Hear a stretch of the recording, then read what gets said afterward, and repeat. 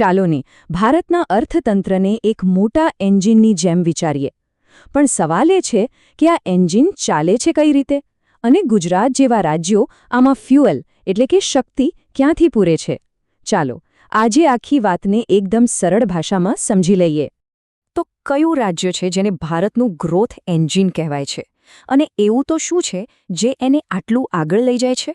આનો જવાબ શોધવો હોય ને તો પહેલાં આપણે આખા દેશનું જે ઇકોનોમિક સ્ટ્રક્ચર છે, જે આર્થિક માળખું છે, એને સમજવું પડશે. તો બરાબર, ચાલો શરૂઆત ત્યાંથી જ કરીએ. સમજીએ કે આ ભારતની આર્થિક ગાડી આખરે કયા નિયમો પર દોડે છે. જુઓ, ભારતની જે ઇકોનોમી છે એને મિશ્ર અર્થતંત્ર કે પછી મિક્સ્ડ ઇકોનોમી કહેવાય છે. આનો સીધો મતલબ એ છે કે અહીંયા સરકાર અને પ્રાઇવેટ કંપનીઓ બંને સાથે મળીને કામ કરે છે. અને ખાસ કરીને 1991માં જે મોટા આર્થિક સુધારા થયા એ પછી તો આખું ચિત્ર જ બદલાઈ ગયું. ભારતીય બજાર દુનિયા માટે ખુલી ગયું અને પ્રાઇવેટ બિઝનેસને જબરદસ્ત પ્રોત્સાહન મળ્યો. ઓકે, તો હવે સવાલ એ થાય કે આટલી મોટી ઇકોનોમીને ચલાવે છે કોણ? એને દિશા કોણ બતાવે છે?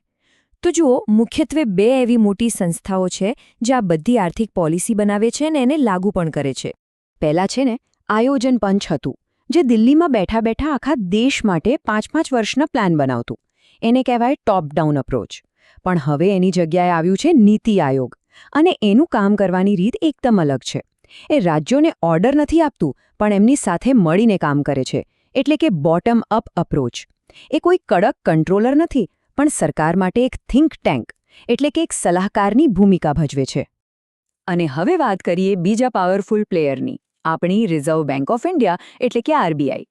હવે આરબીઆઈ પાસે માર્કેટને કંટ્રોલ કરવા માટે ઘણા હથિયાર છે, પણ એમાંનું એક મુખ્ય હથિયાર છે રેપો રેટ. હવે આ રેપો રેટ શું છે? એકદમ સહેલી ભાષામાં કહું તો જે વ્યાજના દરે આરબીઆઈ બીજી બધી બેંકોને ટૂંકા સમય માટે પૈસા ઉધાર આપે એને રેપો રેટ કહેવાય. તો સવાલ એ છે કે આ રેપો રેટથી મોંઘવારી કઈ રીતે કંટ્રોલમાં આવે? ચાલો એક ઉદાહરણથી સમજીએ. માની લો કે બજારમાં પૈસાનો ફ્લો બહુ જ વધી ગયો છે અને એના કારણે વસ્તુઓના ભાવ આસમાને પહોંચી રહ્યા છે. હવે આરબીઆઈ શું કરશે? એ તરત જ રેપો રેટ વધારી દેશે. આનાથી શું થશે? બેંકોને આરબીઆઈ પાસેથી પૈસા લેવા મોંઘા પડશે. તો પછી બેંકો પણ એમના ગ્રાહકોને જે હોમ લોન કે કાર લોન આપે છે એના વ્યાજદર વધારી દેશે. લોન મોંઘી થાય એટલે લોકો ઓછી લોન લે, ઓછો ખર્ચ કરે, અને બસ ધીમે ધીમે માર્કેટમાં પૈસાનો ફ્લો ઓછો થાય એટલે મોંઘવારી નીચે આવવા લાગે. તો આખી વાતનો સાર શું? સીધો અને સિમ્પલ. જ્યારે પણ ન્યૂઝમાં આવે કે આરબીઆઈએ રેપો રેટ વધાર્યો કે ઘટાડ્યો, ત્યારે સમજી જ જવાનું કે એની સીધી અસર આપણા ઘર કે ગાડીના લોનના હપ્તા એટલે કે ઈએમઆઈ પર પડવાની જ છે. એટલે જ કહેવાય છે કે દેશની ઇકોનોમિક પોલિસી આપણા રોજિંદા જીવન સાથે કેટલી ગાઢ રીતે જોડાયેલી છે. ચલો, તો આ તો થઈ દેશના લેવલની મોટી વાતો. થિયરી આપણે સમજી લીધી, પણ હવે જોવું છે કે આ બધું પ્રેક્ટિકલી જમીન પર કેવું દેખાય છે. અને આ સમજવા માટે ગુજરાતથી બેસ્ટ એક્ઝામ્પલ બીજું કયું હોય ખરું ને? એક વાત જાણવા જેવી છે. આખા ભારતની જે ટોટલ જીડીપી છે, જે રાષ્ટ્રીય આવક છે, એમાં ગુજરાતનો એકલાનો હિસ્સો 8% કરતાં પણ વધારે છે. અને વાત જો એક્સપોર્ટની એટલે કે નિકાસની કરીએ તો આ આંકડો સીધો પહોંચી જાય છે લગભગ 30% પર. આનો મતલબ એ થયો કે ભારતમાંથી દર 100 રૂપિયાનો સામાન વિદેશ જાય તો એમાંથી લગભગ 30 રૂપિયાનો સામાન તો ખાલી ગુજરાતમાંથી જ જાય છે. જબરદસ્ત કહેવાય. હવે આટલા મોટા આંકડા પાછળનું એક મોટું સિક્રેટ છે ગુજરાતનો દરિયા કિનારો. પૂરા 1600 કિલોમીટર લાંબો દરિયા કિનારો. અને કંડલા અને મુન્દ્રા જેવા મોટા અને વ્યસ્ત પોર્ટ્સના કારણે ગુજરાત આખી દુનિયાના વ્યાપાર માટે એક ગેટવે, એક મુખ્ય કેન્દ્ર બની ગયું છે. આને બીજી રીતે સમજીએ. આખા દેશની સરખામણીમાં ગુજરાત પાસે જમીન કેટલી છે? માત્ર 6%. પણ દેશની જીડીપીમાં યોગદાન કેટલું છે? 8%થી પણ વધારે. આ સીધું એ બતાવે છે કે રાજ્ય પોતાની પાસે જે રિસોર્સિસ છે, જે સંસાધનો છે, એનો કેટલો સ્માર્ટલી અને અસરકારક રીતે ઉપયોગ કરી રહ્યું છે. ચલો, આ તો થઈ અત્યારની વાત, વર્તમાનની વાત. પણ ગુજરાતના ભવિષ્યનું શું? એનું ચિત્ર કેવું દેખાય છે? તો ચાલો હવે બે એવા જબરદસ્ત મેગા પ્રોજેક્ટ્સ પર નજર નાખીએ જે આવનારા સમયમાં ગુજરાતનો ચહેરો બદલી નાખશે.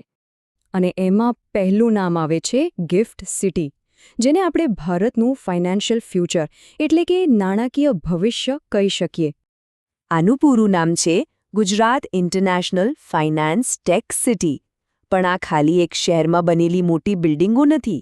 આ છે ભારતનું પહેલું વહેલું ઇન્ટરનેશનલ ફાઇનાન્શિયલ સર્વિસ સેન્ટર. અને અહીંયા બોમ્બે સ્ટોક એક્સચેન્જનું પોતાનું ઇન્ટરનેશનલ એક્સચેન્જ ઇન્ડિયા INX પણ છે. મતલબ કે અહીંથી દુનિયાભરના શેર બજાર સાથે સીધો વ્યાપાર થઈ શકે છે. ઓકે, અને હવે બીજો ગેમ ચેન્જર પ્રોજેક્ટ એ છે ધોલેરા SIR.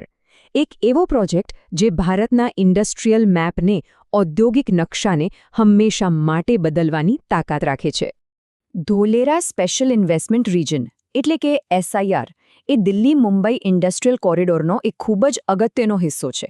આને ખાલી એક સ્માર્ટ સિટી તરીકે નથી બનાવવામાં આવી રહ્યું, પણ આની પાછળ એક મોટું વિઝન છે. અને એ વિઝન છે આને ભારતનું ભવિષ્યનું સેમિકન્ડક્ટર હબ એટલે કે સેમિકેન સિટી બનાવવાનું. તો આટલી બધી ચર્ચા પછી આખા વિશ્લેષણનો સાર શું નીકળે છે? આપણે આમાંથી શું શીખવાનું છે? જો આ બધા આંકડા, ફેક્ટ્સ અને પ્રોજેક્ટ્સ, આ બધા પાછળનો મૂળ મંત્ર એક જ છે: ગોખવા નહીં, સમજવા. ઇકોનોમિક્સ ગોખવાનો વિષય છે જ નહીં, એ સમજવાનો વિષય છે. જો એકવાર સમજાઈ જાય કે રેપો રેટ કેવી રીતે કામ કરે છે, તો પછી એને ગોખવાની જરૂર જ નથી પડતી.